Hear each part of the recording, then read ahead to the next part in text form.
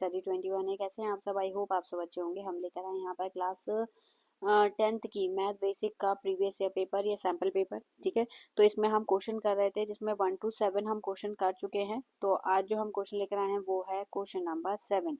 Question number 7 हम कर चुके थे, क्वेश्चन नंबर 8 हमें करना है आज। ठीक है, तो क्वेश्चन नंबर 8 में देखिए क्या दे रखा है, क्योंकि एमसीक्यू बेस्ड है तो थोड़ा टाइम बचे ऐसे क्वेश्चन हम कर रहे हैं इस तरीके से। तो यहाँ पर देखिए, in the adjoining figure exterior angle हमें गिवन है। ठीक है, 110 सी ए डी ये वाला एंगल हमें गिवन है 35 डिग्री।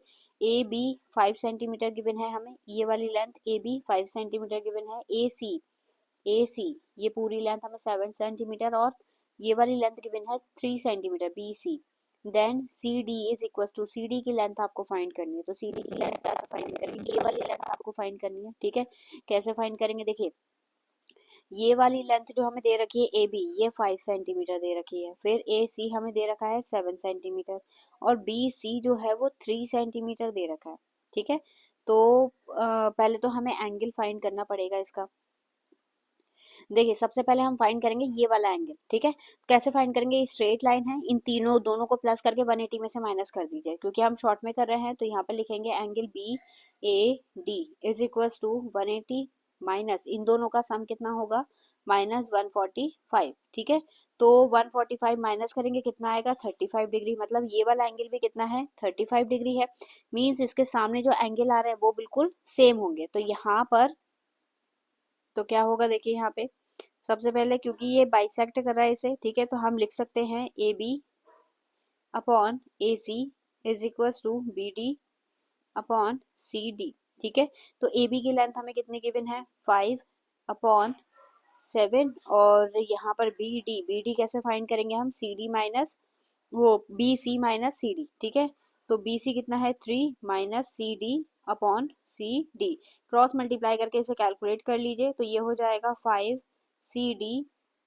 ठीक है, और यहाँ पर 21 माइनस 7 सी डी। ठीक है, सी डी को इधर ले जाके प्लस कर दीजिए, ये हो जाएगा 12 C D is equal to 21 और C D is equal to होगा 21 अपॉन 12। कट करेंगे तो 4 और ये 7, यानी कट करके आएगा ये 1.75।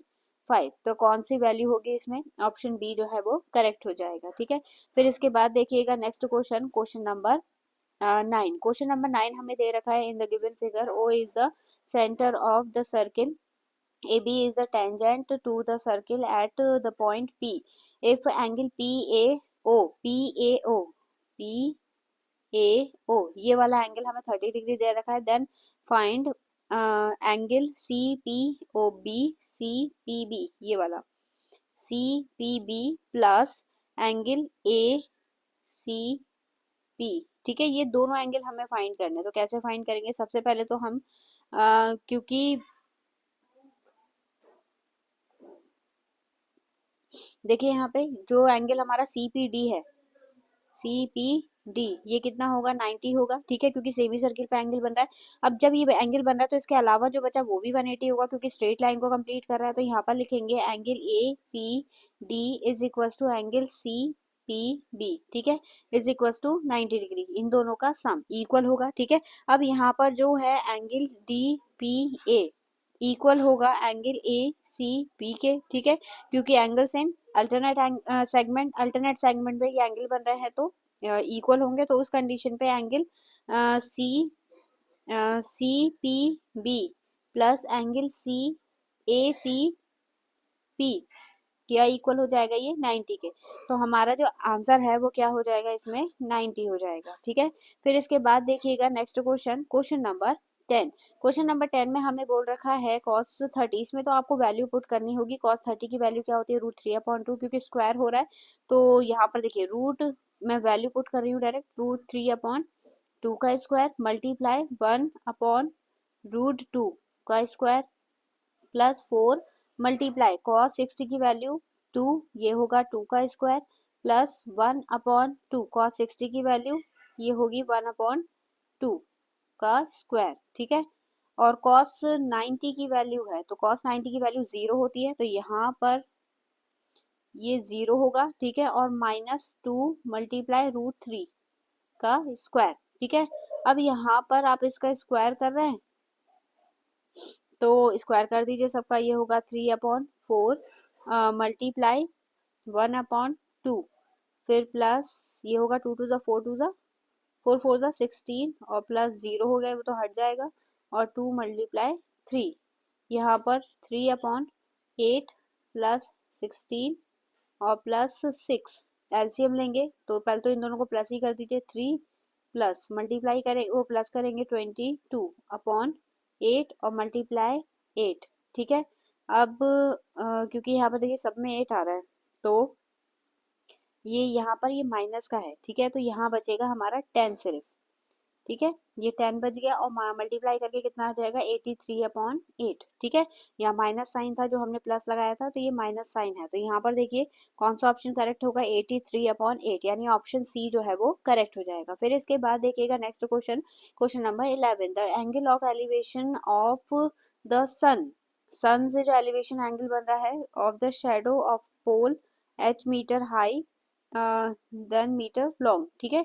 तो हमें फाइंड जो करना है इसमें एंगल फाइंड करना है, तो यहाँ पर देखिए जो हमारी डिस्टेंस दे रखी है, ठीक है, तो परपेंडिकुलर अगर हम डायग्राम ड्रॉ करेंगे तो यहाँ पर हमें जो इसकी हाइट दे रखी है, पोल की हाइट वो दे रखी है h, और शेडो की हाइट जो दे रखी है वो h/√3 दे रखा है, ठीक है।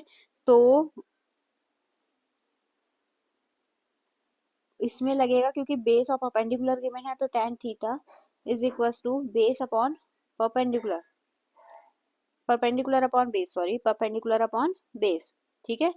तो यहाँ पर परपेंडिकुलर कितना है, ये होगा परपेंडिकुलर अपॉन बेस, तो tan थीटा हमें निकालना है, ठीक है। तो परपेंडिकुलर कितना है h अपॉन h, परपेंडिकुलर कितना है h और बेस कितना है h/√3, h से h कैंसिल हो जाएगा, √3 ऊपर जाएगा तो tan theta is equal to √3, और √3 tan में किसकी वैल्यू होती है 60 की, तो ये हो जाएगा 60, यानी इसका आंसर कितना होगा 60, ऑप्शन डी जो है वो करेक्ट हो जाएगा। फिर इसके बाद next question number 12, question number 12 में हमें बोला है if sine theta is equal to A और बी, a/b, तो सेक थीटा की वैल्यू हमें बतानी, तो सेक थीटा की वैल्यू जो है हम साइन के टर्म में निकालेंगे, तो ये हो जाएगा sec theta is equal to 1/cos theta, ठीक है, और cos थीटा को हम क्या लिख सकते हैं, इसे लिखेंगे 1/रूट में 1 माइनस साइन स्क्वायर थीटा, ठीक है।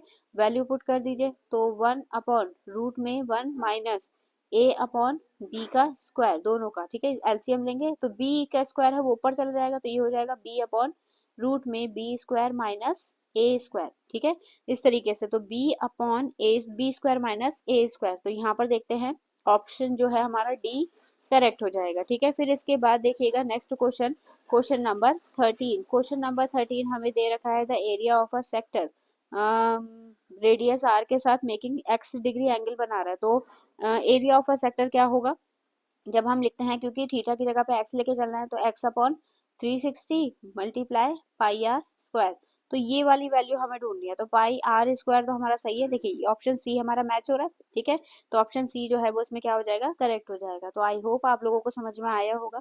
तो आज के हमारे जो क्वेश्चन है वो 13 तक हो चुके हैं, इसके आगे का मैं आपके लिए होमवर्क के लिए छोड़ रही हूँ, बाकी हम करेंगे इससे नेक्स्ट वीडियो में। तो चलिए मिलेंगे अब इससे नेक्स्ट वीडियो में नए क्वेश्चन के साथ, तब तक के लिए धन्यवाद।